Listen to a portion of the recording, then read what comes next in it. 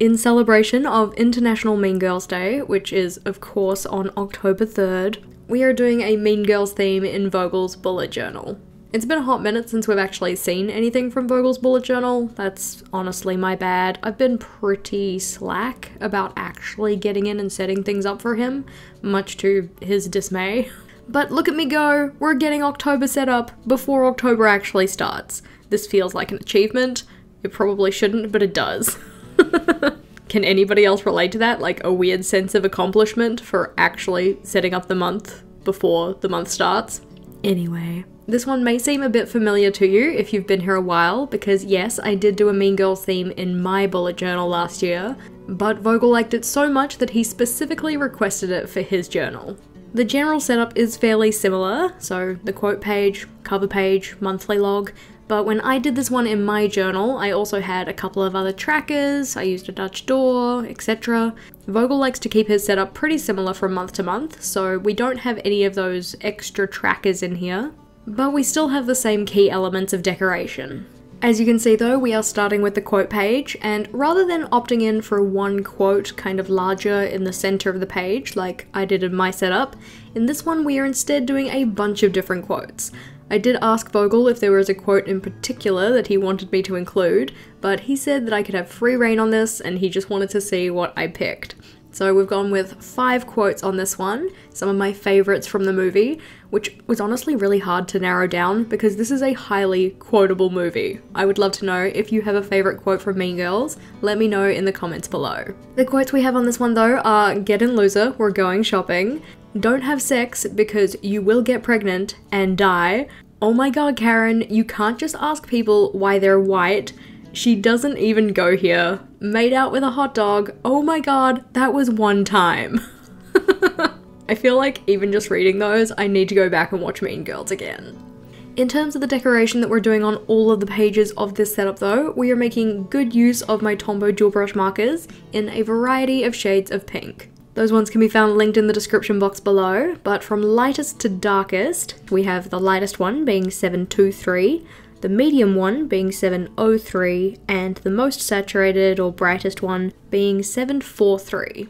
Using these range of pinks, I could kind of get some gradient glow effect kind of going around all of the different decorative elements. For the border decoration in particular, I didn't make use of the most saturated pink, but instead what I did was went in first with the lightest pink to draw out where I wanted all of those decorative elements to go. Once the lightest shade was in, I then went over the top of this with the medium pink, so drawing in the middle of each of those lighter pink sections. To give us some good contrast though, we needed to add some black, so that's when I used the Tombow Fudenosuke brush tip pen with the hard brush tip, that's my preferred one. And the nice part is that because it's a brush tip and it's a little bit flexible, you kind of get some variation in the thickness of your lines. We want this to look imperfect. We want it to look like it's kind of doodly, kind of messy, which honestly is not a style that I gravitate towards very often, but because I had done this setup before, I found it didn't take me too long to effectively recreate it. In terms of timing, from first touch of the pen to final erasings, the quote and cover page we have here took about 50 minutes, but as usual that doesn't include idea generation time or sketching in time, though that time was also decreased because I've already done this theme before. Just as I did in my Mean Girls theme, for any of the main headings we used that kind of ransom note, cut out pieces of paper looking header, with a bunch of different fonts for all of the letters. In individual words, I did try to opt in to not have any fonts that were too similar. I mean, you could argue that the T and the E in October here do look fairly similar, but the weighting of each of those is different, so I'm gonna call them different. One thing that I really appreciated about the Tombow Fudenosuke brush pen is that the quality of black is really good. It's quite a dark black, which means you get really good contrast, and because it's waterfast, this means that I could also go over it with my pen after the fact. Of course, as you saw, I decided to put my pink in first when it came to the border decoration, but when it came to doing the glow around the title itself, I wanted to put the black in first because I didn't want there to be any pink on parts that should be white. For instance, the C, the B, and the R for this header. The highlighting around the headers differed a little bit compared to the border decoration, because on this one is where I used that saturated pink, that darkest shade that we had. The general process is still the same, you're still looking to make a gradient, but on these ones I started by drawing in the darkest pink first, closest to the letters, then going in with the medium, and then going in with the lightest, moving outward. Quote and cover page done though, and time to flip over to the monthly log, but before we get into that, I figured we'd just have a look at how September turned out. When it came to setting up September in Vogel's bullet journal, I kind of dropped the ball on setting it up before the month started, so I actually ended up setting it up just a little bit into September, which meant I wanted something super easy. I know Vogel had previously shown interest in this particular washi tape that I got from the washi tape shop, so I figured I'd center the theme around that. So using a lot of black and gold, also using some grey highlights for every second line in certain sections. You may have also noticed that instead of the quote page on that one, I put in a little kind of wellness tracker, monthly reflection kind of space. I just thought this would be something good for him to have this month. And he has at least been using it a little bit. Onto the monthly log though, as you can see we are starting off by putting in that calendar grid. Each of the boxes on this one are 6 squares by 6 squares, which is my preferred size when it comes to an A5 Ultra and Olive journal. A couple more additions to the supply line up here, so we're using the Zig Clean Coloured dot marker to put on the dots for the calendar, and then just my Papermate Ink Joy to write in the numbers. And now we're on to the decoration. The decoration on this one is essentially the same as the one that we had on the cover, so things like zigzags, boxes, little hearts, hashtag symbols, and a variety of other motifs. The nice part is, this theme is super forgiving, because it's supposed to look messy, so it's okay if you stuff up. Like, if you stuff up, nobody's really gonna know, because it's supposed to look messy and doodly. Of course, if Mean Girls isn't really your thing, then first of all, I applaud you for getting this far into the video, but you could always change the colour scheme up to be more in line with something that you kind of gravitate towards. Kind of make it more of a scrapbooky neon signs kind of theme. As you can see, the way that I've positioned the calendar box for the month ahead is to have the 31st on the top row rather than try and make a 6-row calendar. If I had a 6-row calendar, it means I don't really have all that much space to put in the headers for each of the days of the week, and Vogel doesn't mind having that extra box at the top because he knows that that's for the 31st. Plus, if he forgets, there's a number there. Not that he's gonna forget that. Because I also wanted to have the October header down the side of the page, this meant that I had that big open space on the top of the left-hand page. So I just filled this in with another quote, being, "Damn, I'd rather see you out there shaking that thing." Which of course is a quote from the one and only Kevin G. If I were to go back and do this page over though, I probably would have tried to leave a little more white space. I do think it ended up looking just a tad bit cluttered, but I'm sure Vogel won't mind. It's not really like he uses his monthly log all that much anyways. Not being shady, just a fact.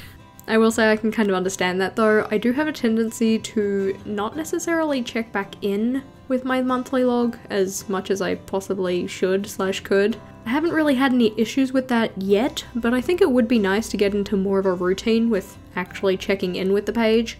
I feel like that would probably make it more useful. Maybe it's to do with the information that I'm recording there, or possibly kind of the doubling up of information that I'm recording on there. My monthly log is really only used for events, but then I transfer all those events to my weekly log. So they're on the weekly, I don't really need to look back at the monthly, except for when I go to set up a new weekly. Does that make sense? I probably need to go back and consult my former video on ways to use a monthly log, because if I'm using it for more useful information, then I'm more likely to use it, right? Something that I have been tempted to start recording on my monthly log though is when payday is and when bills are due. Because I'm now the person in charge of the household finances, I figure it's probably good to have that information on hand, just so that we can plan accordingly. After 35.5 minutes though, the monthly log for October was finished, and it was time to turn on over to the first weekly spread. As mentioned, Vogel doesn't use anything like a habit tracker or any other kind of trackers or logs, which very much helps with the idea of fitting the entire year into one 160-page journal. But here we're going with the same format that he has for every week, so just having 8 boxes, 7 of those being for the weekdays, and then the one in the bottom right corner just being a space for notes. At the bottom of each of those weekday boxes, you can see we have a ruled off section. That's a place for Vogel to put in our meal plan for our dinners. And this month I very successfully didn't accidentally rule any of those lines in the notes boxes. I do that on pretty much every month, but I seem to have succeeded this month in not doing that. We did have to add in a couple more quotes here though, so it's October 3rd for October 3rd, and also I thought it would be cute to have for you Glen Coco, you go Glen Coco on the 4th.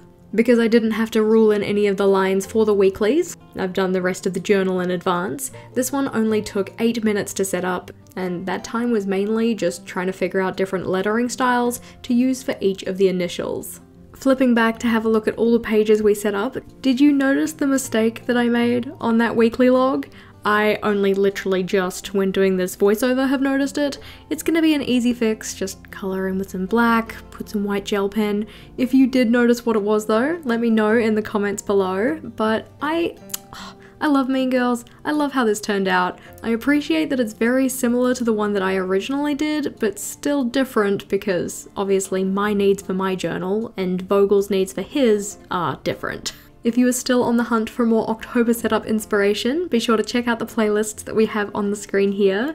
But otherwise, thank you for watching, and until next time, bye!